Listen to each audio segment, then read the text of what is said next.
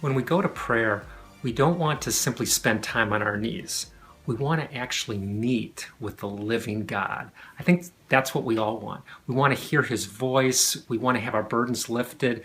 We want to be anointed for whatever God has for us to do that particular day. And so what can we do that will help move us in that direction of actually meeting with God?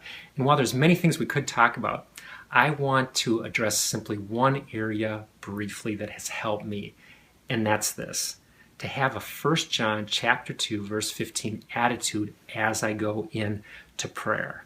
In 1 John chapter 2 verse 15 says that do not love the world nor the things in the world. And it goes on to talk about three areas where we can succumb to the world.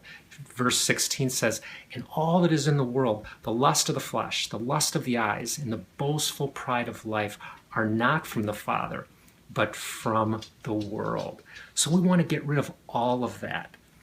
Now in that first area, the lust of the flesh, it seems that normally that comes in two areas.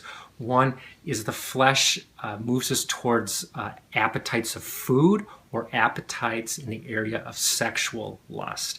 Either of those or other areas we can think of, we want to reject that because it's part of the world. The second area, the lust of the eyes, we don't want to simply have more stuff or other people's stuff or to have creature comforts or conveniences. We want to turn from that, and we want to serve Christ with a whole heart. And then that third area, the boastful pride of life. We don't want to be the center of the universe. It's unhealthy. And we want to have God himself at the center of the universe where we're serving him in humility. 200 years ago, J. Wilbur Chapman said that it's not the water outside the ship that's the problem. It's the water that gets in the ship that's the problem. And he was talking about worldliness creeping in. So I like to go to prayer, and somewhere near the beginning of that prayer time, I like to bring myself before the Lord with 1 John chapter 2 verses 15 and 16 on my mind. Lord, is there anything that I've allowed to start to creep into my life?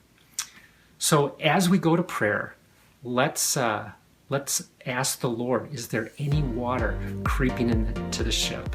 And let's seek him.